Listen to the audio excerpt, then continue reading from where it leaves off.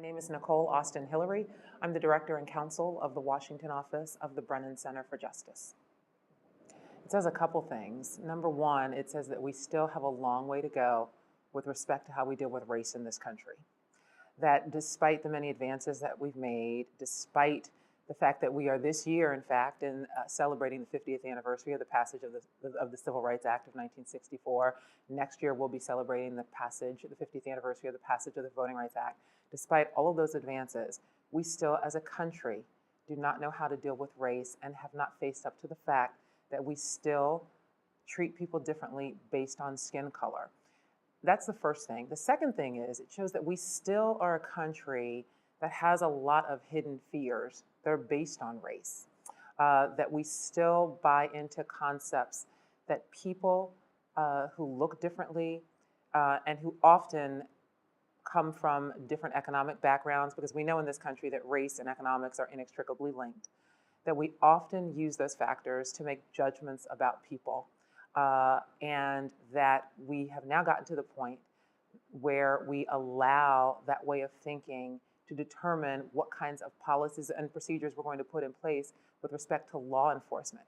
Unfortunately, I have to go back to 9/11 and when President George W. Bush was in the White House, and we as a country, obviously and understandably, had a lot of concerns and fears about terrorism and whether harm would come to our country. I think we allowed that to serve as a catalyst for us to really go into and adopt policies and procedures that really had such a negative trickle-down effect, such that we became, I think, a little more open to and accepting of policies that judged people based on how they look, based on things like national origin, ethnicity, and religion.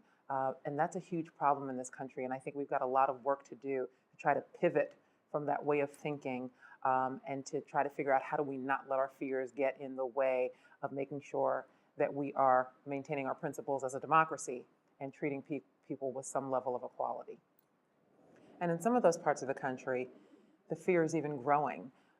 We know that our country is becoming a country that is far more black and brown than it had been in the past. We know that that will increase. What is the number by the year 2040 or 2050? We will be a country that is made up of a majority of persons of color. When we look at the migration of people of Hispanic descent and where they are residing in different parts of the country, we know that many brown people are going into those very rural areas that you're talking about. So that means that there is an urgent need to ensure that people in this country are becoming better educated when it comes to how do we understand different cultures, different backgrounds, how do we learn to live with one another, how do we become far more accepting. I think that need is going to be crucial as we see our demographics changing.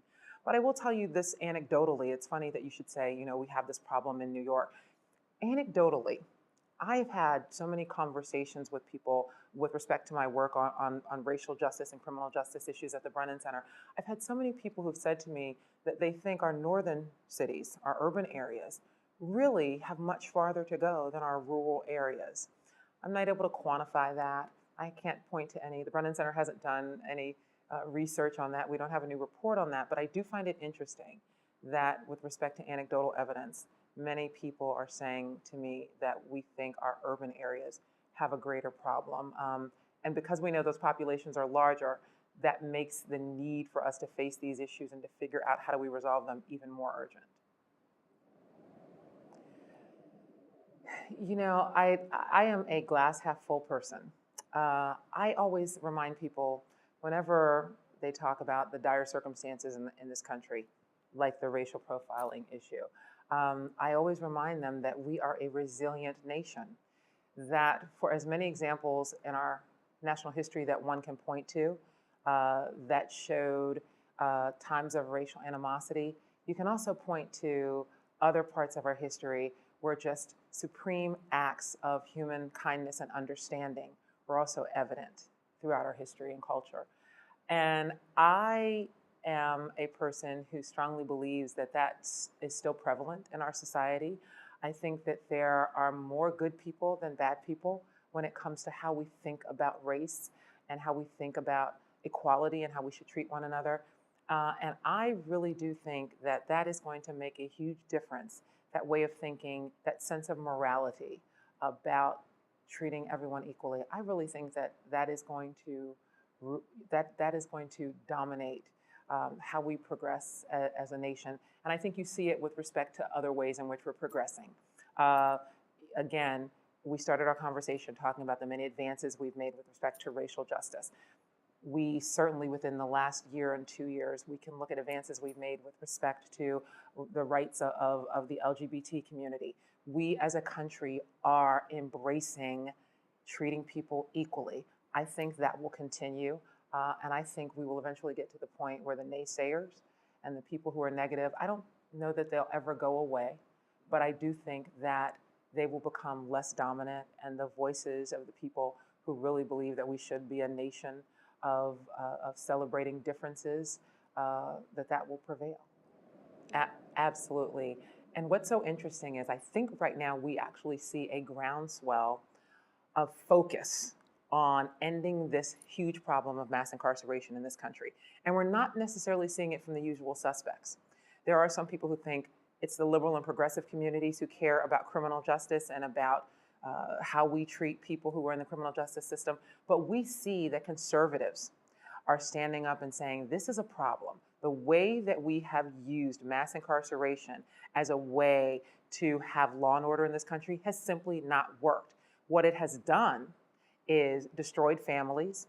It's made it harder for people to reintegrate into their communities because there are so many barriers to reentry. We've now made it such that if you have any kind of criminal background, you cannot get student loans, you cannot get housing, you cannot have your right to vote restored. Employers are holding it against you. Folks on both sides of the aisle are seeing that this is problematic and that we cannot advance as a country if we continue to put these kinds of barriers in place. So I'm hopeful about that. The fact that we are having a greater sense of a meeting of the minds, regardless of political ideology.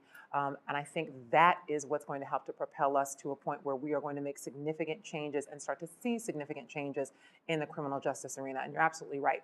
If we can't change that, then we're deeply in trouble, because we know we are incarcerating more people in this country than any other democracy. And we actually have a new report on the crime rate and how you cannot really link the crime rate to some of these policies that have supported and encouraged mass incarceration.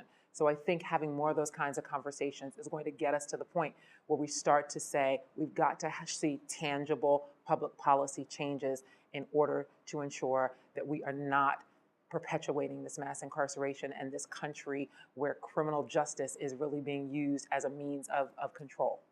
So I'm hopeful about that as well.